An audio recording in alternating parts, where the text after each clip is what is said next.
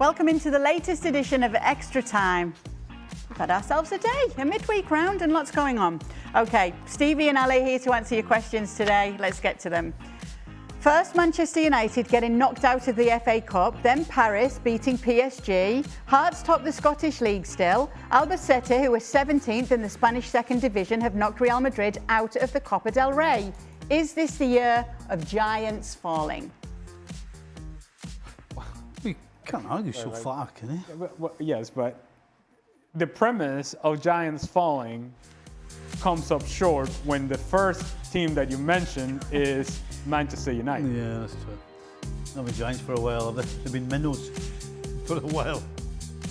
I understand the concept of the question, but Manchester United cannot be included in that question. Do we fancy it, or do we just like to see it and then we still want big teams in the finals? What do you think? Do we like the magic of the cup to go all the way to the end? Yeah, absolutely. Yeah. No, yeah, I'm for that, yeah. Yeah, I'm not for that. Look, it's a great story, it's cute and whatever, but nobody, unless you're an Albacete fan, are saying, yeah, let's ride this team all the way to the final. And we'll be covering this final. And if Albacete are there, I guess we got to be excited about it, and we'll follow the story, and it'll be great to tell people about where this team has come from. But the truth of the matter is, you rather, at least in my estimation, rather see the best team.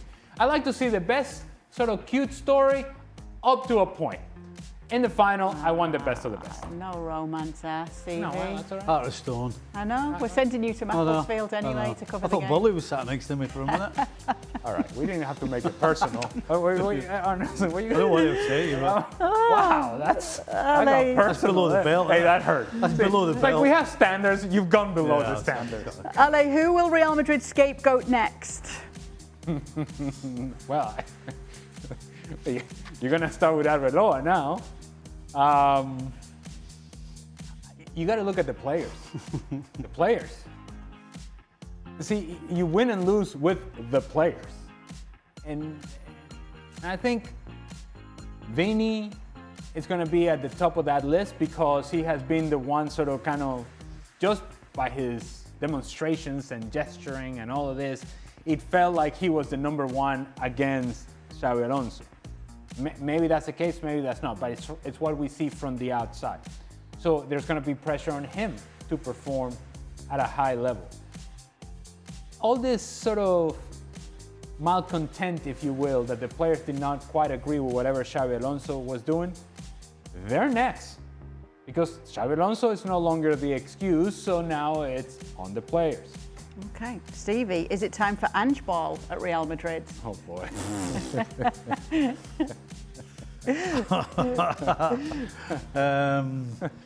Not quite yet, no. No. No. You sure? What's it going to take? Might as well try something new. No. Oh. No, you're All right. right. Robbo and Stevie were particularly unimpressed with the Zubimendi signing when it first happened. Too lightweight, doesn't play forward, etc. 5 months into the season, what's Stevie's thoughts on the player now? Absolutely wrong. Yeah, I mean, my real problem I thought he would have would be the physical side, you know, getting around. Not so much making challenges, but, you know, the pace of the game and getting around. That was my real worry. But he has shown that, you know what, if you can't get around, then if you read the game and use your football brain, then that's how you deal with it. So I was absolutely wrong. He's been absolutely outstanding. He's actually now scoring goals, never mind just sitting in front of the back four. And yeah, all those things that I thought he would struggle with, he has used his football brain, his decision making, his starting position, you know, cutting things out, getting the team going. Yeah, sometimes you're wrong, and sometimes you got to hold your hand up and say you were wrong. Nice stuff. It's just growth and maturation. It really is. Well, it really is. You've Just come love so to far, see it. Stevie. Love to see it. It's only because I look stupid if I didn't. Love to see I look it. stupid. I don't think Robbo would concede quite so much, no. but we can't ask him because he's not here. Okay, even though he probably would know inside, he just wouldn't admit it and would find a reason. Yeah. That's what I think. Have you ever been around a team where a single player or group of players have as much influence as there exists at Madrid? This is for both of you.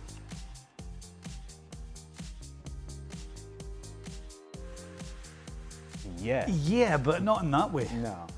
I would say more in a positive way. Yeah. Right. Yeah. So never in the negative way. Not in the negative way, no. The positive way, 100%. Yeah. And so what's the best way it can go when you have that much influence in a positive way? What happens then? What's the difference? Why can't Real Madrid be doing this in a So positive I'm talking way? about 3 players. So, and again, I'm Scottish. I'm a wee bit biased, but you know, Liverpool's glory years, there were 3 Scotsmen at the heart of it: Hansen, Souness, and Dalglish, right out the middle. And so everybody followed them. Everybody fed off them. And what they did was brought young players like myself, Ronnie Whelan, Ian Rush. I mean, Ian Rush, half of his goals are from Kenny Dalglish. So then what happens is everybody grows and gets better playing alongside them, but then on the days that are few and far between for guys like that, where they're not quite at it, because of all that, because of what they've done, then we take over for those moments that they're not quite there. So that's the influence these guys have. But think so that we can speak in terms of the players that are in front of us, and we can have a conversation about Barcelona and Real Madrid and the contrast. And we're actually gonna go to 2 Brazilian players. If you put Rafinha and Vini Jr. side by side, right, as players, you're saying Vini is a better player than Rafinha, skill-wise. His skill set. He has more to his game in terms of the skill set than, say, for example, Rafinha. And think about the trajectory of the careers of both of these players, where Rafinha was on his way out of Barcelona, was not wanted. They wanted Nicol Williams. They were looking for somebody else. He wasn't going to be the guy. So he has every reason to be upset about the Barcelona board, coaches, whoever was making decisions, fans that were pushing him out. And yet he has been able to take all of that and turn it into a positive, to where he is now the leader of the team captain, surrounding himself with players that support him, and he supports the player, leading the team by example, going and pressing the ball, chasing players and chasing Vini Jr. as he did in the Supercopa de España. And so you see that, and then contrast it to the other player, in this case Vini, and you kind of go, he's not better than him, and yet he is getting so much more out of what he has available than this guy is. And a lot of it has to do with attitude, with mindset, with heart, with soul, with the fact that the guys around you want to be around you. The guys want to support you. They want to build a stage from where you can perform. Whereas this guy's over here is like, well, it's either my stage or it's nobody else's stage. And so, and again, those are things that we can see right in front of us. And you can see positive influence and negative influence. I don't know if that's the way that it plays out in the locker room, but it's certainly the way that we perceive it from the outside. There's different ways of answering that question as well. A team in MLS years ago, Miami Fusion, was all about one guy, Carlos Valderrama, who was sensational as a footballer, absolutely sensational. But the problem was, the team was built so much around him that if he had an off day, then there was nothing. Right, yeah. Valderrama. If he was on, they beat teams 3 and 4-0. But if he wasn't on it, or was ill, or wasn't there, then they almost didn't know where to go. Right, so it goes both ways. It goes so many different ways. We've asked that one. Apart from changing ownership, management and coaching staff, what else does Manchester United need to do to get back to the top? Turn the lights out and don't come back. Well, yep. Swap the flitch. Players. Flip the switch. What was it called? Switch the flip. Swap the flitch. No, flip the Colin switch. Udo. It's a lot. Apart from home. That's a belter. It's a lot. And I don't know what... The other thing that they have going against them is that the other teams are not standing still. Right? You're not just competing against yourself, which already seems to be an issue for Manchester United. Other teams, they they have taken jumps and leaps over you, and they are leaving you behind while you're still trying to figure out what you are. So not only do you have to get yourself right, you have to hope that other teams come back down to your level, and that then somehow you're able to close that gap, and then you can compete consistently. It's a lot of things that need to happen. The biggest thing that has to change is whoever's in charge of recruitment. You know, Man United off the field are always going to be a giant, and they're always going to make as much money as anybody else for the foreseeable future. Yeah, commercial monster. Yeah, they're commercially, yeah. So they're going to have money available. So that means they have to get. I mean, look at the money they've spent over the last 10 years in players. It's incredible.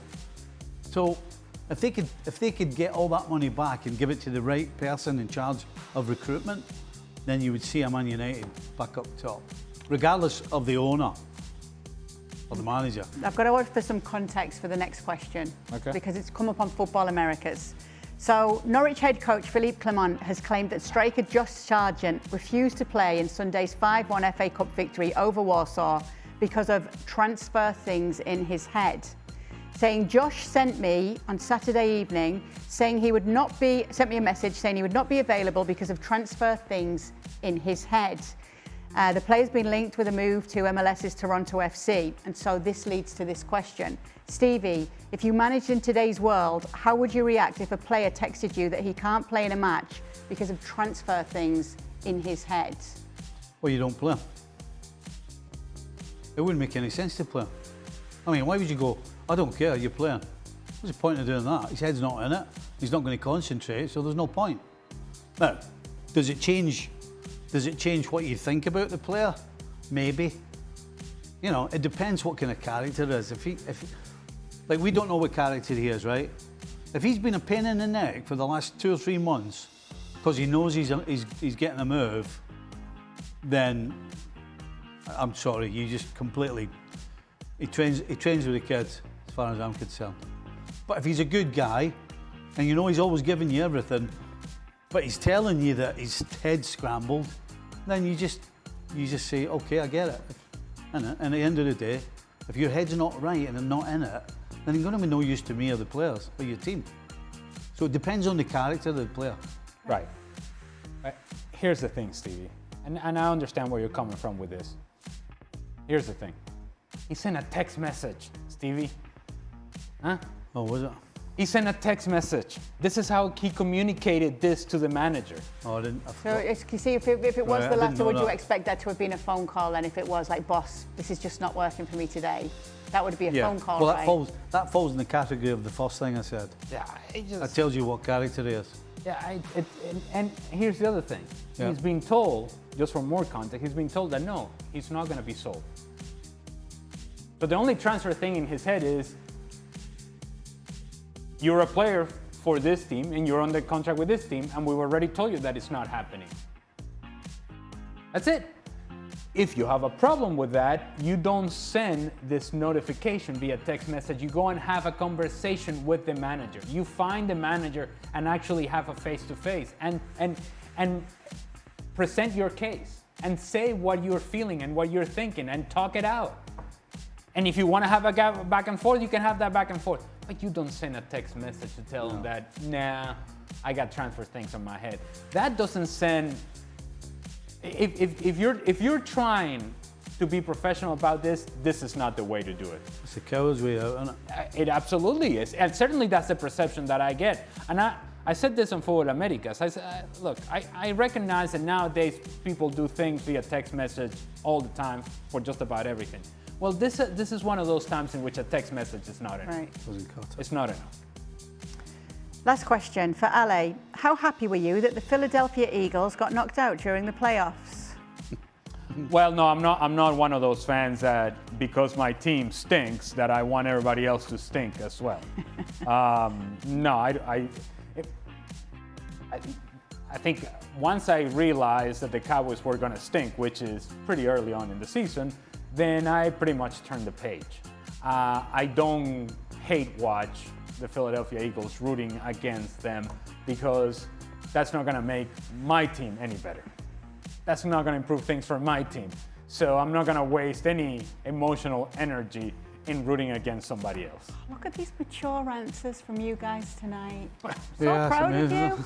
you. I'm so proud of you both. Well, it's also a realization that your team stinks. I've been called a lot of things in my time. Mature's not one of them. That's true. Thanks so much for sending in your questions. We'll be back tomorrow to do it all over again.